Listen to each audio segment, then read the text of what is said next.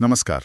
आज हम squid game season 3 पर जो भी शुरुआती बातें रिव्यूज आए हैं उन पर गहराई से बात करेंगे। हमारे पास कुछ ग्लोबल रिव्यू स्क्रिप्ट्स के हिस्से हैं और ऑनलाइन जो भी चल रहा है वो भी।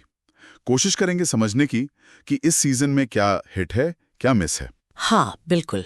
तो ये सीजन आया नेटफ्लिक्स पर 27 जून 2025 को। वही डायरेक्टर हैं हुआंग डोंग ह्यूक और ली जंग जे यानी हमारे गी हुन, वो भी वापस हैं। हाँ, और कहानी मतलब वहीं से उठाई है जहां सीजन 2 खत्म हुआ था।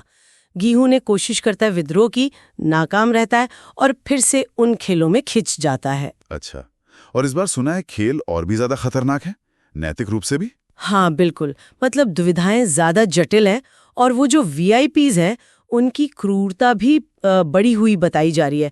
और एक धोखे की बात भी है, कोई अपना ही। ओह, रिलीज से पहले काफी हल्ला था, #SquidGame3, #JiHoonRevenge, ये सब चल रहा था। हाँ, बहुत। पर वो बीटीएस की वी वाली बात कि वो कैमियो करेंगे, हाँ। वो अफवाह ही निकली। अच्छा, वो कंफर्म हो गया कि अफवाह थी। हाँ, और दर्शकों का रिएक्शन देखो, वो काफी तेज रहा है, मिला जुला है पर इंटेंस है। कैसा रिएक्शन? जैसे ट्विटर पर किसी ने लिखा, दर्दनाक लेकिन महाकाव्य। पर वहीं कुछ लोग कह रहे हैं कि ये भावनात्मक रूप से बहुत थकाने वाला है और हिंसा भी काफी भयावह है। मतलब पोलराइजिंग है थोड़ा। हाँ, कह सकते हैं। ये दिखाता है कि शो का असर अभी भी कितना गहरा है। और हाँ, पाक सॉन्ग-हुन जो नए किरदार में है, ह्यूनजू, उनकी काफी तारीफ हो रही है एक्टिंग की। ये इंटरेस्टिंग है क्योंकि जो क्रिटिक्स हैं उनकी राय थोड़ी बटी हुई सी लग रही है ना? बिल्कुल। जैसे द टाइम्स ने 4 स्टार दिए, कहा कि दिल दहलाने वाला है, नैतिक रूप से जटिल है। हाँ। लेकिन फिर द गार्डियन है, फाइनेंशियल टाइम्स है, उनको लग रहा है कि वो जो वीआईपी वाला सबप्लॉट है ना, हाँ। वो अब थोड़ा खींच रहा है और कुछ खेल भी मतलब दोहराए हुए से लग रहे हैं। अच्छा, तो ये फर्क क्यों है? दर्शक कुछ और महसूस कर रहे हैं, आलोचक कुछ और। ये अच्छा सवाल है। मेरा अंदाजा है कि दर्शक शायद नए खेलों की इंटेंसिटी से ज्यादा जुड़ रहे हैं, जैसे वो जंप रोप वाला सीन है या हाइड एंड सीक, और एक खेल जिसमें वो पारिवारिक विश्वासघात दिखाया है, वो शायद दर्शकों को ज्यादा छू रहा है। और ली जंगजे की एक्टिंग तो है ही जबरदस्त। कुछ लोग तो कह रहे हैं कि टीवी के बेस्ट परफॉर्मेंसेस में से एक हैं ये। तो मतलब इमोशनल कनेक्ट ज्यादा है दर्शकों का। हाँ, लगता तो यही है।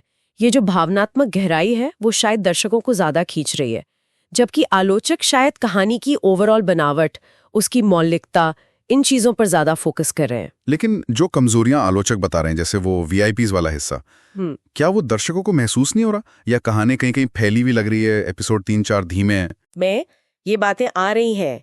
वीआईपीज के कैरेक्टर्स को कई लोगों ने फ्लैट मतलब सतही बताया है। अच्छा। और बीच के एपिसोड्स की धीमी गति का जिक्र भी मैंने देखा है।